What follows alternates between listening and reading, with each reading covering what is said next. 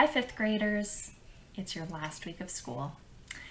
And you are moving on to the middle school next year, which means I'm not going to get to see you every day, which feels sad because I didn't get to see you every day this year too. And I've just been thinking a lot about you and what I would want to tell you in your last week of elementary school. So I made a little video and just have a lot of things that I hope for you as you move on. The first thing I really hope is that you know that you are a math person.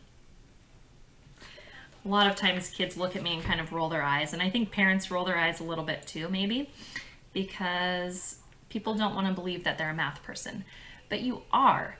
Your entire body is a math person because your body is symmetrical and your heart beats a certain number of beats per minute and your lungs fill up with a certain capacity every time you breathe in.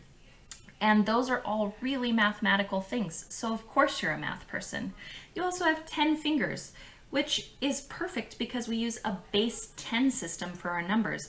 A lot of you are always telling me things like the nines trick for solving your nines facts and how you can like do 9 times 2 and put down your second finger, and then you can see there's 1 10 and 8 ones. And the reason that works is because you have 10 fingers and because 9 is close to 10. So I don't ever want you to forget that you are a math person. This doesn't mean math won't be hard and that you won't struggle to understand math. That's not the point. You are a math person and you can understand it, and it's going to take hard work because math is hard, but your brain was made to do hard things and your body was made to do hard things. So I hope you always remember, first and foremost, that you are a math person. Okay. This next one is one of my favorites, and it's something I didn't know until I was an adult and started teaching math. And I hope you learn this lesson a lot sooner than I did. And that is, I hope you always see the beauty in mathematics. This might seem kind of funny to you, but really and truly, math is so beautiful. And for a long time, I thought math was cold and hard and just a bunch of numbers and things like that robots would do. But actually, math is so beautiful and it's all around us. And I challenge you to look for the beauty in mathematics. One of the reasons I love making beautiful posters and charts for you guys to use in class about strategies is because I never want you to associate math with anything that is not beautiful. Math is everywhere. When you go to the beach and you find a sand dollar, you'll notice when you count the little flower petals on the sand dollar, there's a certain number, and that number is a part of a sequence, a mathematical sequence called Fibonacci's sequence. And the numbers found in that spiraling sequence, which I encourage you to look up, are found everywhere in nature. They're found in our bodies, they're found on plants, they're found in animals, they're found all over the place. And that's something that's so beautiful to me. I love looking out and seeing mathematics in nature and even in the things that humans choose to build, like in structures and buildings and bridges. You will see math everywhere and see how beautiful it is if you just take the time to notice. Okay, so I hope you always see the beauty in mathematics. The next couple of things are behaviors that mathematicians work on. We talk a lot about what does it mean to act like a mathematician. And one of the things that we've really had to work on this year is listening to understand. You know how I ask you to turn your body and face the speaker, and I ask you to listen and repeat what people are saying? That's because listening to understand is such a valuable lesson. So I hope you always listen to understand. I think a lot of the world's problems could be solved quicker if adults would learn this skill as well.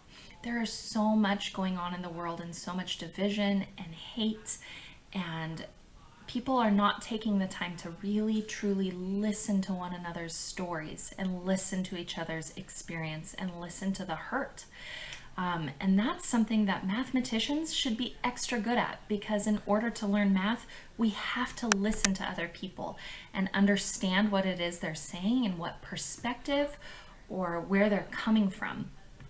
So I hope that you always choose to listen more than you speak and to truly understand a different perspective, a different approach than maybe you have. Okay. And last but not least, I hope that you remember and practice working together as problem solvers. We see evidence of how important problem solving is and working together all over the world right now. Think about all the scientists and all the mathematicians who were working together to launch the space shuttle.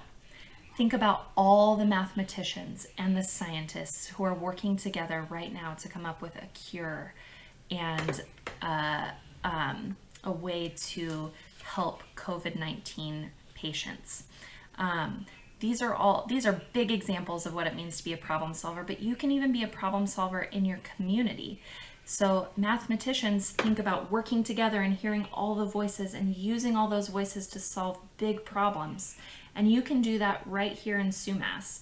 You can think about a problem and you can work with other people to solve those problems. So I want you to remember that you are a math person. And I hope you always see how beautiful math is, even though it can be hard and frustrating at times. It is a beautiful subject that is everywhere. I really hope you choose to listen to understand and to take somebody else's perspective and really think through it and understand where they're coming from. And I hope you choose to work together, even with people who are different than you, because sometimes that's when the best problem solving happens. And I hope that you always choose to look at problems as something that can be solved. All right, these are just a few of the things that I hope for you. I have loved being your teacher, and I'm going to miss you so much. Please come back and visit. There's always a lemon drop on my desk for you. And I know you guys are going to be fantastic middle schoolers and high schoolers, and you're going to do great things in this world. Bye, fifth graders.